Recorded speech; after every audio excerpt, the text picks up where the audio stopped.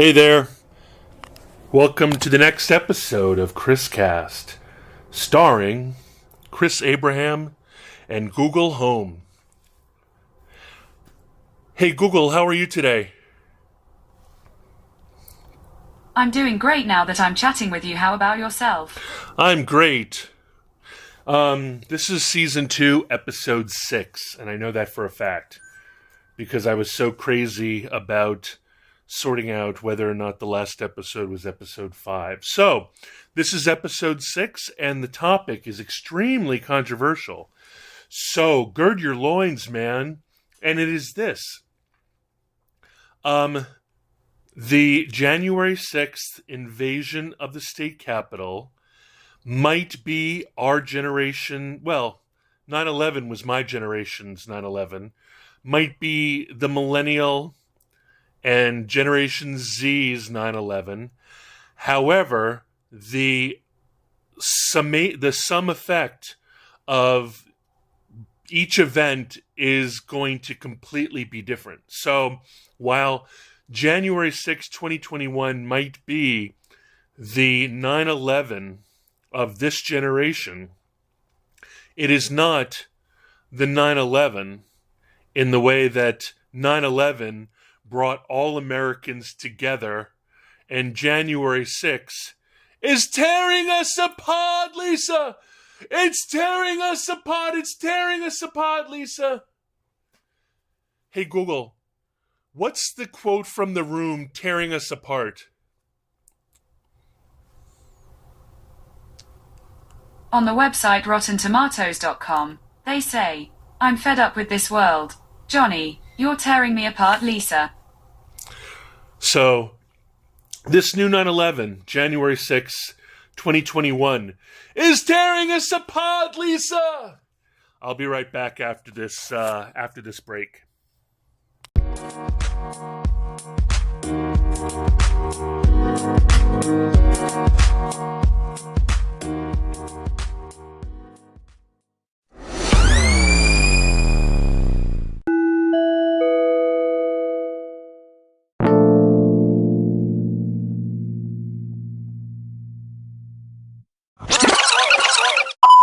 Welcome back. I know that I'm going to get a lot of crap for making fun of all this. I'm sorry. I'm ambivalent to all these things. I believe that in many ways they are the equivalent of tapping or I don't know. I think that they're hysterical. I think everything is hysterical, and so while I seem not even ambivalent, I seem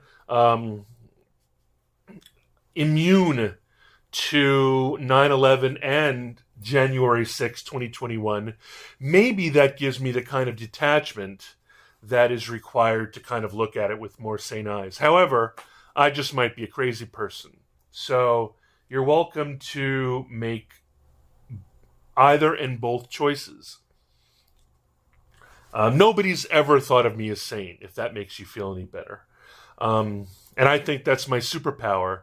While it might be my ADHD, or maybe it's my aphantasia or aphantasia, my neuro non-typical brain, that could be it.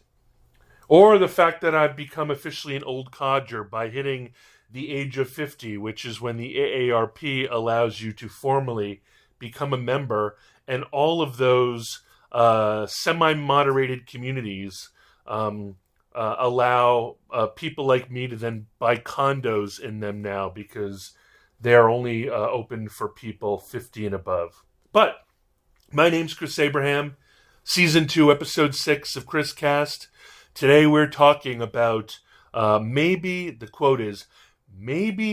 January 6th, the invasion of the Capitol, is this generation's 9/11, but the sum effect, the blowback, the after effect is not the same as the actual 9/11 was. And we'll talk about that right after the break. I'm going to have lots of breaks from now on because I think you guys need some breaks from me. Besides, funny noises come out whenever I take breaks.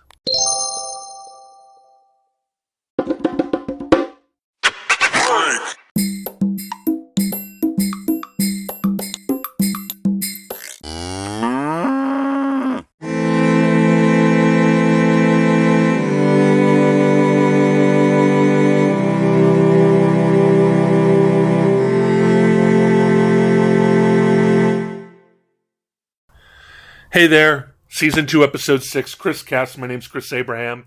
This is all about how 9/11 Part 2, Electric Boogaloo Tokyo Drift, is not the same as 9/11 that happened in New York in 2001. Because, for many reasons, the result of the 9/11, the first 9/11 on September 11, 2001, is that the entire country came together in resentment and hatred and love and support. In fact, the entire world came together in support of the loss, the terrible, terrible loss that America suffered under the attacks on the World Trade Center's towers, the Twin Towers of the World Trade Center. As an aside, I was born in Weehawken, New Jersey, right across the river from Manhattan, and I lived on East 35th Street in Murray Hill until I was 6, and I've always loved those two buildings. I thought that amazing vertical, like striated zebra exoskeleton that made up each of that sort of 1970s revival, pseudo-futuristic kind of post-brutalistic, amazing, essential 60s, 50s interpretation. Hey, Google, what year were the Twin Towers built in New York?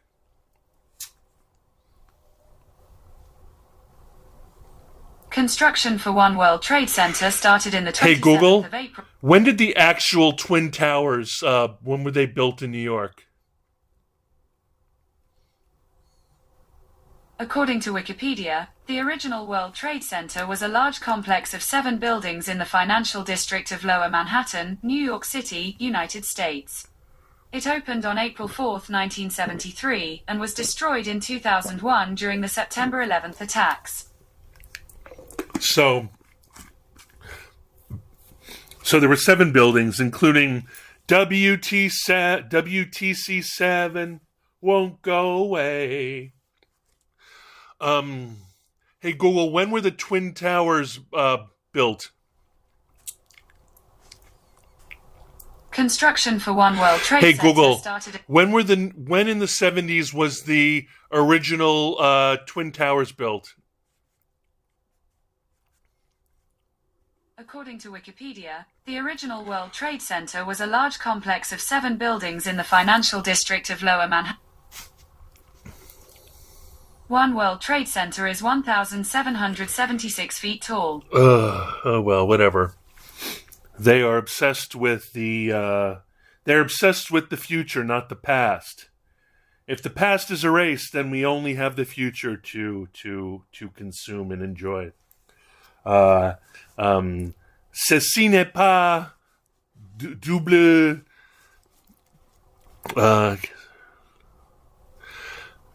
Hey Google, qu'est-ce que c'est le mot Twin Towers en français?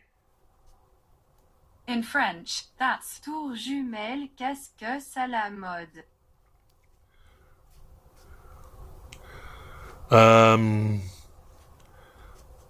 Hey Google, how do you say Twin Towers in French? In French, you would say tour jumelle.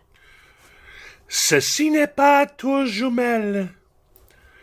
Anyway, hey, this is really cool about Google Home. I can speak French to it, and it'll speak French to me back. Listen to this. Hey Google, comment allez-vous? Moi ça va merci. Comment se passe votre journée? Merci beaucoup. Avec plaisir. Hey Google, qu'est-ce que c'est le temps?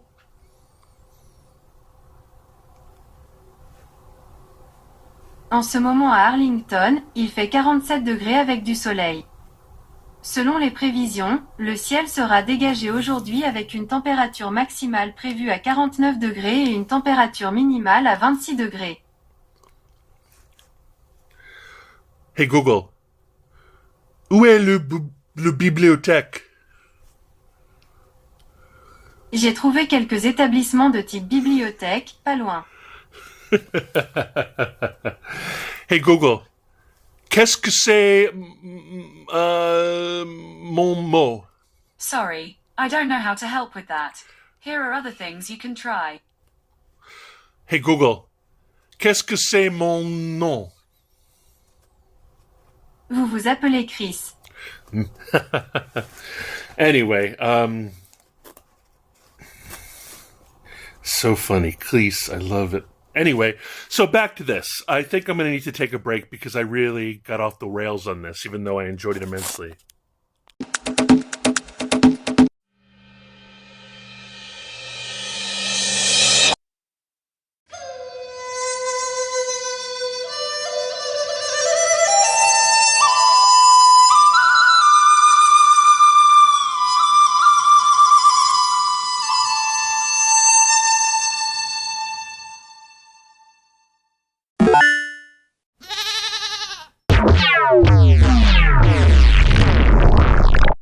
Hey, welcome back. Let's see if I'm back on my rails. This is Chris Abraham, Chris Cast, Season 2, Episode 6. Why January 6th, 2021 will always live in infamy. But it won't have the same effect as 9/11. As I was saying, 9/11 brought the entire divided country together. This is going to be putting it very simply, but the effects of January 6th, 2021 is going to be to tear America apart. And I'll talk about more about that in a second because I heard my business partner telegram me.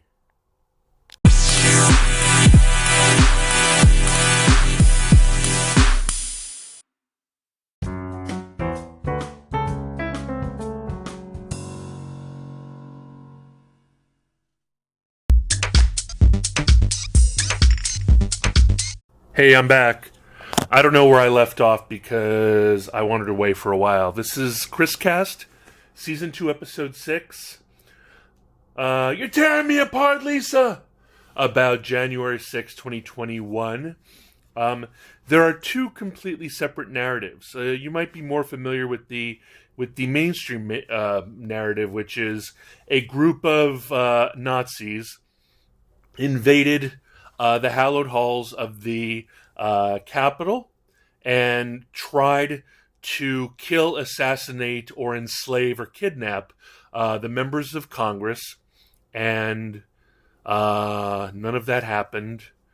There's definitely extreme amounts of mayhem, abuse, aggression, destruction, criminality, but it wasn't a Reichstag or a Kristallnacht event.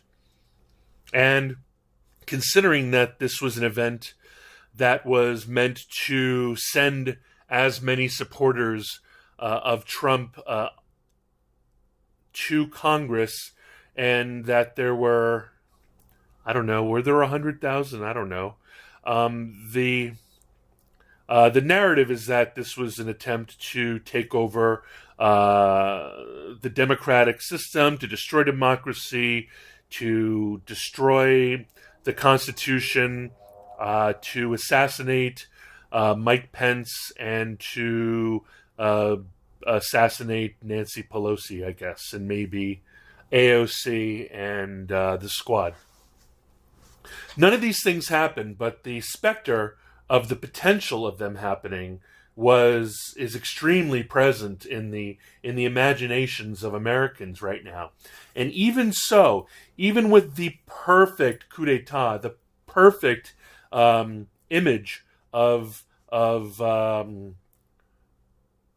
assault troops, shock troops, literally civilian shock troops breaching the walls of the hallowed Capitol building. Still, 56% of Americans have come away deciding that the rabble rousing and the hate speech and the incentivizing and the hysteria making and the psyop known as Donald Trump, even after the perfect crime, which is to undermine the sanctity of the three-in-one judicial, legislative, and executive branch, even with all of these wanton 9/11 level, incredibly so amazing, the vision of it, the Confederate flags, the Nazi symbology, the Camp Auschwitz T-shirts, the heraldry, the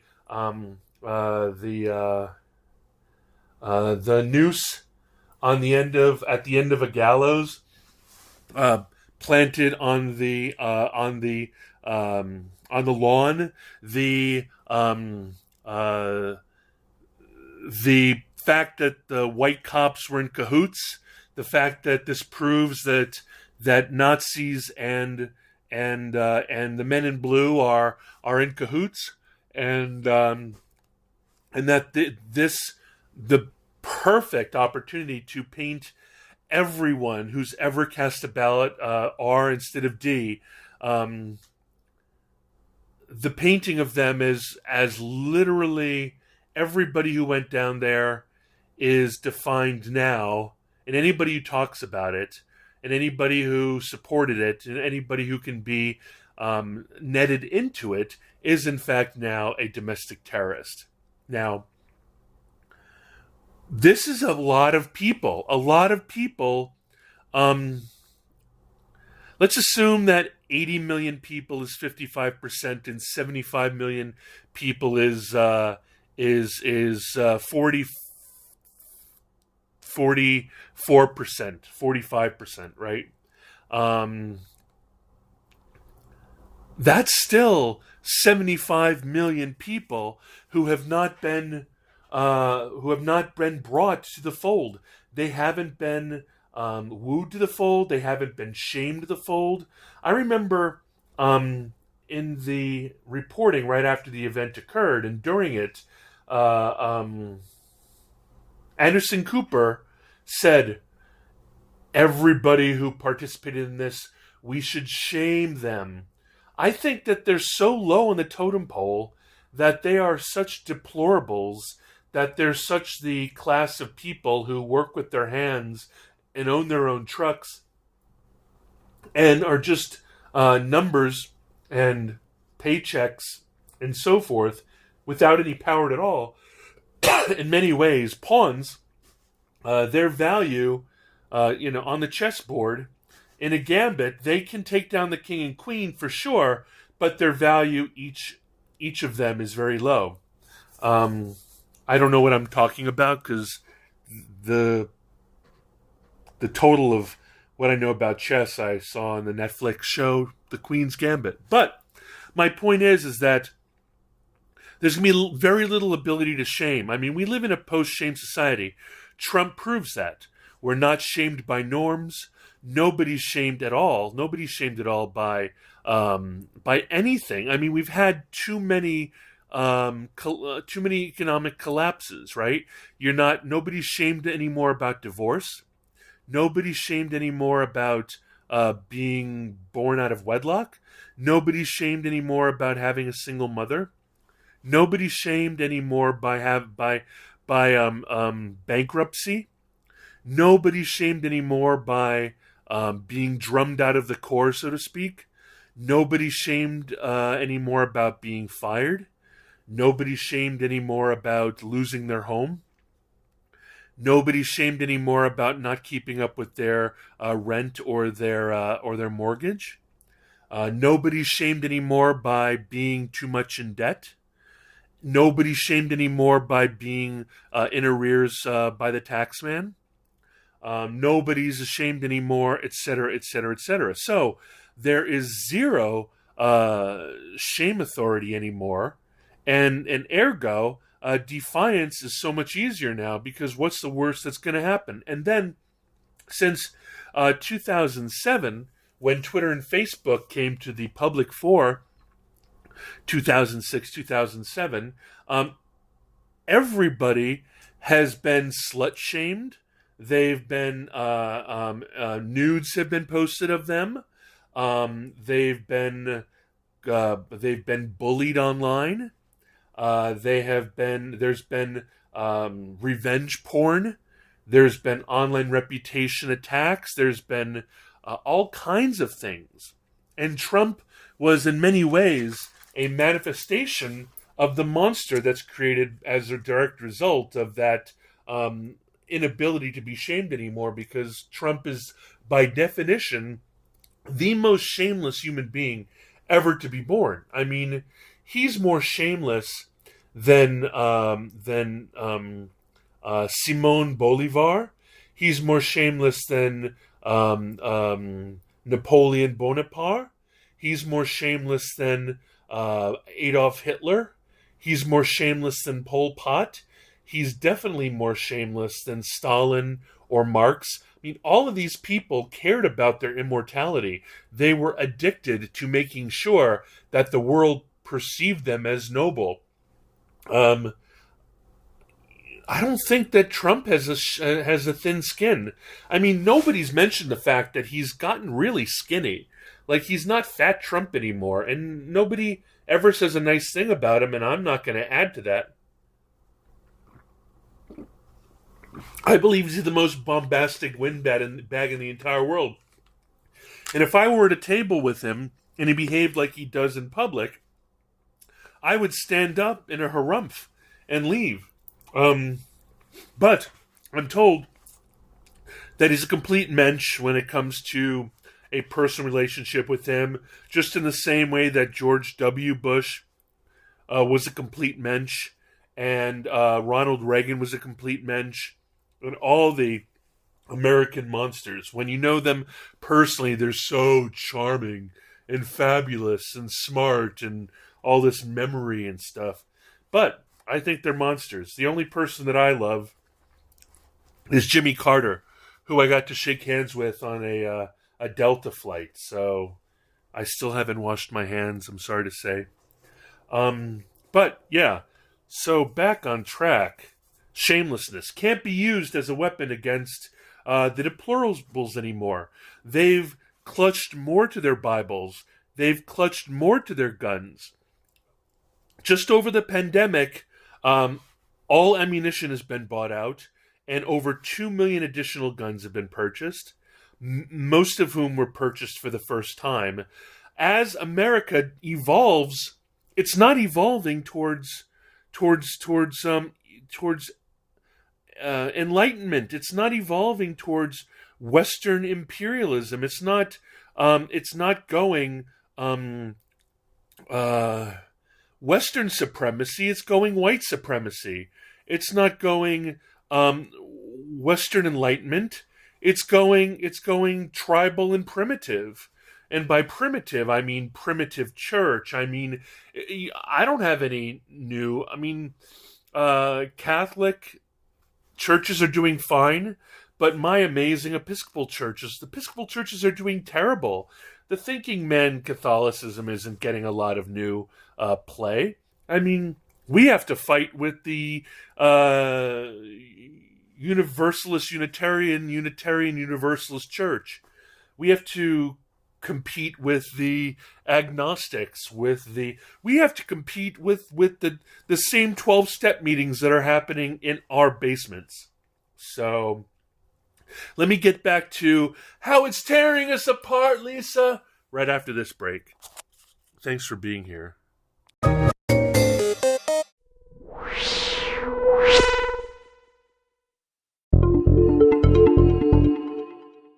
Hey, welcome back. Chris Abraham, Chris Cast, Season 2, Episode 6.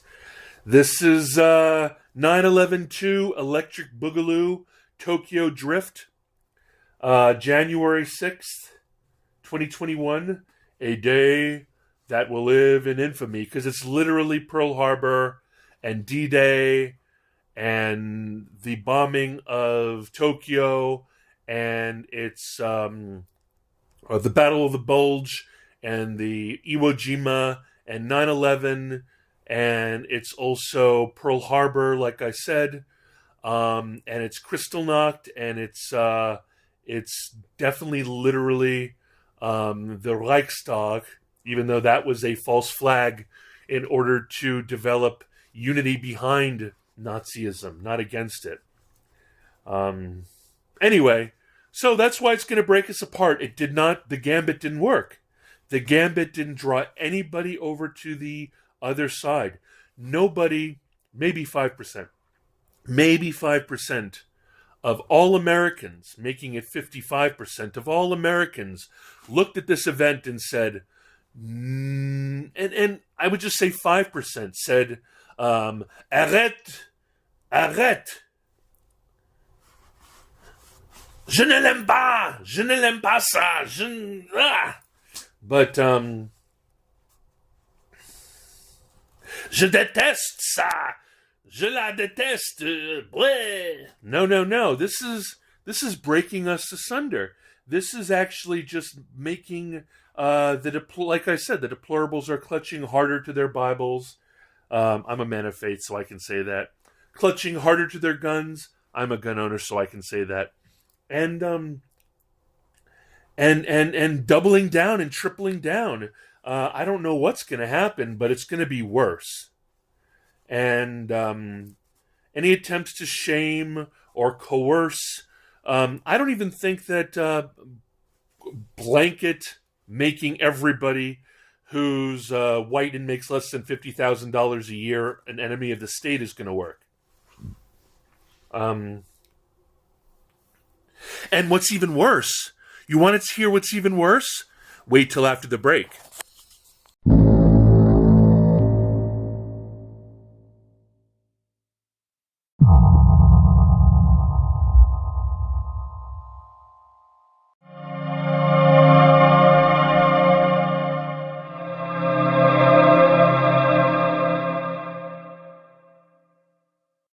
Hey, welcome back.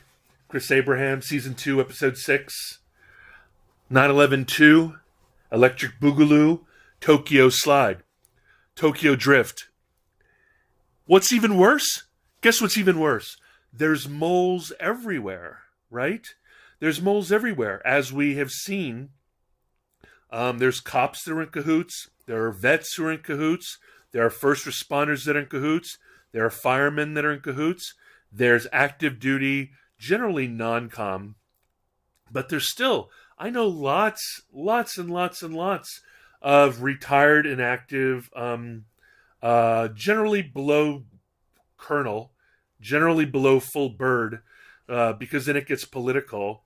But from lieutenant all the way up to lieutenant colonel, who are just, I swore a pledge. Hey, Google, what is the pledge to the Constitution that people need to read?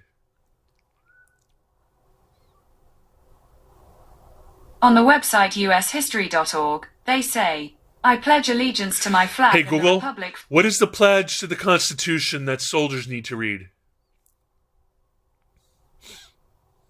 On the website law.cornell.edu, they say, on June 15, 1954, on the website marineparents.com, they say, I do solemnly swear that I will support and defend the Constitution of the United States against all enemies, foreign and domestic, that I will bear true faith and allegiance to the same, and that I will obey the orders of the President of the United States and the orders of the officers appointed over me, according. So, Who's the president? Trump? What are they supporting? The Constitution of the United States. Who are they? Where are they supporting it? Foreign and domestic. I mean, it's really open for interpretation. And if you have a country that's naturally afraid of a tyranny, and if they hear words like socialism and uprising, and if they hear things like gun restrictions, gun registrations, limitations on black rifles like the AR-15, all these things are going to make them. It's going to poke their little tyranny buttons, and it's not going to be against Trump and his people. It'll be for Trump and his people in support of the Constitution. That was really great. Thanks for reading for that for me, Google Home. If you want to know, I made her voice British just because I like it better. So, that's going to happen. We'll be back after the break.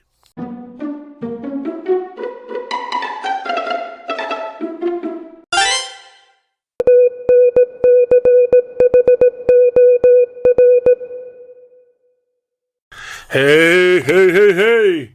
Chris Abraham, Chris Cast, Season 2, Episode 6.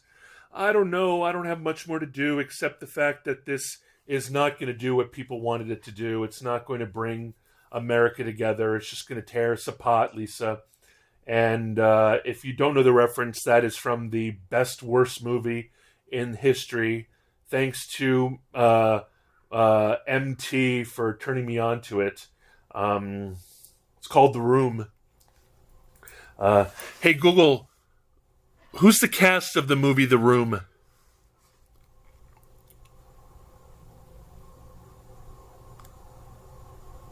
Hey, Google, what's the cast of the movie The Room?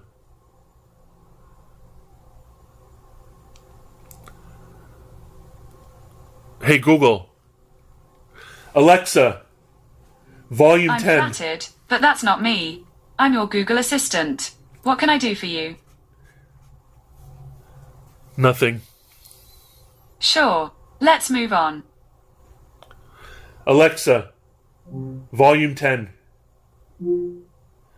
Alexa, who is the cast of the movie The Room?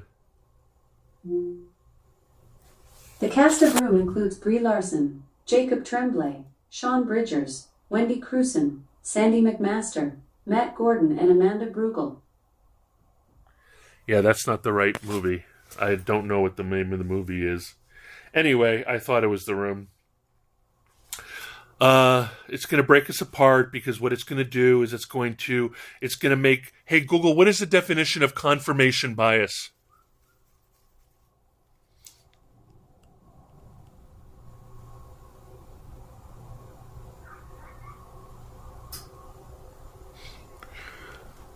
What is the definition of confirmation bias? Something went wrong. Try again in a few seconds. Alexa, what is the definition of confirmation bias? Confirmation bias is usually defined as the tendency to process and analyze information in such a way that it supports one's pre-existing ideas and convictions. Exactly. So it'll just make the people who, not even Q. There's so many people who believe that the election was stolen by fraud. And there's a lot of people who believe that it was done by virtue of last-minute state constitutional changes that were unconstitutional. It was people think that that it was done both by ballot stuffing as well as backroom hijinks of finding out how many votes were needed and then providing them. They believe that while everybody was more than willing to recount the votes, they were unwilling to audit the votes, and auditing the votes would have revealed irregularities. And a lot of those votes would be thrown out. The parry to that is on repeat, disenfranchisement, disenfranchisement, disenfranchisement. And there's no way to win against someone accusing you of taking away the vote from especially minority people, especially people of color, especially women, especially African American and Black folks, and underrepresented communities. So you cannot fight against it. It's literally hey Google, what is the story about a guy fighting windmills? According to simple Wikipedia, one of the most famous stories in the book is Don Quixote's fight with the windmills. He sees some windmills and thinks they are giants. When he rides to fight with them, he is knocked off his horse. Sancho tells them that they're only windmills, but Don Quixote does not believe him. So disenfranchisement is the windmill, and you can't win against that. I agree.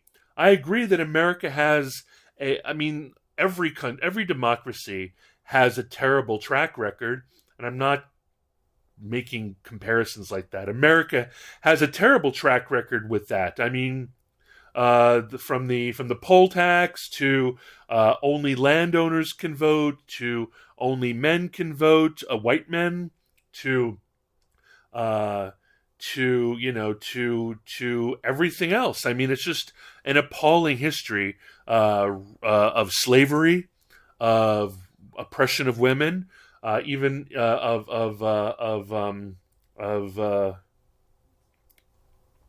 everything.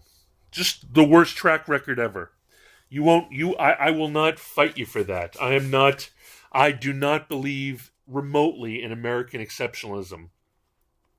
I'm really surprised that any Democrats actually do believe in American exceptionalism. My brain breaks when I find out that progressive and Democrat people say that they love the Constitution and profess their patriotism and profess that that America is the light on the hill. Hey Google, what is the saying? The light on the hill. Sorry, I don't know how to help with that. I don't remember. Like, basically, America. Hey Google, what is the quote? America is the light on the hill. Sorry, I don't know how to help with that. I don't know. Here are other things you can try. I don't know my old chestnuts. I don't know my cliches. I believe that I personally believe that America is more of a BRIC nation than a EU nation. I believe that America has more in common with its fellow second world countries such as Brazil, Argentina, China, Hungary, Russia, South Africa, and countries like that. Hey Google, what are the nations in BRIC nations? On the website brics2019.itamarati.gov.br, they say, BRICS is the group composed by the 5 major emerging countries, Brazil, Russia, India, China and South Africa, which together represent about 42% of the population, 23% of GDP, 30% of the territory and 18% of the global trade. So I think it should be BRICS, Brazil, Russia, India, China, America, and I forgot what the last one was. Anyway, and hey Google, what is the definition of second world country? According to Wikipedia, second world countries are countries that are more stable and more developed than third world countries which exist in parts of Africa, South and Central America and South Asia, but less stable and less developed than first world countries such as the United States. We're not first world. Norway's first world, man. Anyway, Denmark is first world. Germany is first world. Austria, whatever, half first, like 0.5 world is like Switzerland. Anyway, I'm tired. I'm going to stop. I'm going to come back. I only have energy left. I've got a whole day of work ahead of me. So after this, I will tell you how to reach me. Talk to you soon. Thanks for listening.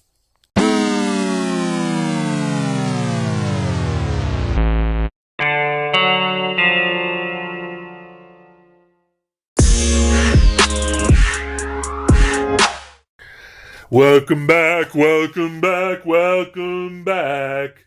Welcome back, welcome back, welcome back. Hey, Google, can you play the theme to Welcome Back, Carter? Welcome Back, theme from Welcome Back, Cotter, by John Sebastian Shaw. Playing on YouTube Music.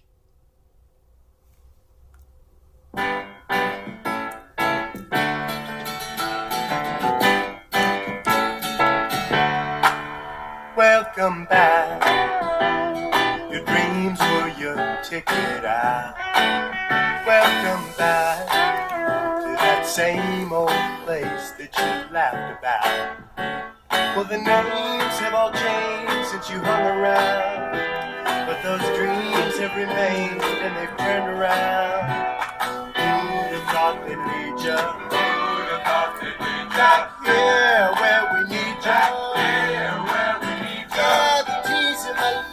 Cause we got him on the spot. Welcome back. Welcome back, welcome back, welcome back. Welcome back, welcome back, welcome back. We always could spot a friend. Welcome back. And I smile when I think how you must have been. And I know what a scene you were learning in. Was there something that made you come back again? And what could ever lead you? What could ever lead you? Back here where we need you. Back here where we need you. Yeah, we tease him a lot, cause we got him on the spot. Welcome back. Welcome back, welcome back, welcome back. Welcome back, welcome back.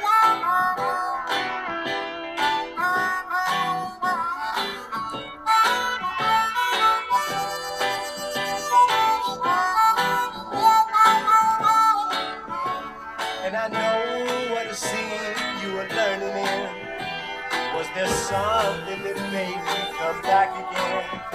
And what could ever lead you? What could ever lead you? Back here where we need you. Back here where we need you. Yeah, we tease him a lot, cause we got him on the spot. Welcome back. Welcome back, welcome back, welcome back. Welcome back, welcome back. Yeah, we tease him a lot. Welcome back, cause we got him on the spot. Welcome back, yeah, we tease him a lot, cause we got him on the spot. Welcome back. Welcome back, welcome back, welcome back. Welcome back, welcome back, welcome back. Welcome back, welcome back, welcome back.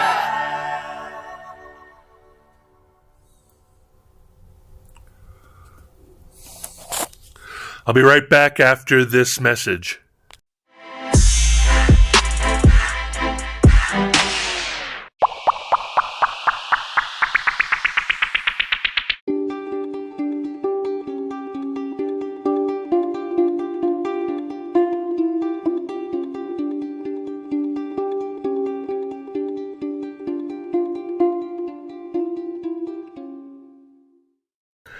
All right, enough of that fun. We're done. My name's Chris Abraham. This is Chris Cast, Season 2, Episode 6. You can reach me at chris@abraham.su. My HQ is chrisabraham.com. You can reach out to me to schedule a call to say hello at calendly.com/chrisabraham. You can find this podcast at anchor.fm/chrisabraham. you can support me at anchor.fm/ChrisAbraham/support. And I believe you can message me at anchor.fm/ChrisAbraham/message. I'm Chris Abraham on Twitter, Chris Abraham on Facebook, Chris Abraham on YouTube, Chris Abraham on LinkedIn. And that's it. You've listened to the whole thing if you're this far. And if you like this crazy, please like, subscribe, share. Also, be sure to rate and thumbs up and comment and review. All those things can help with the algorithm, I guess. Anyway, love you guys. Tout à l'heure. A bientôt. Ciao. Auf Wiedersehen. Hasta la próxima. Tschüss. And good night. Aloha.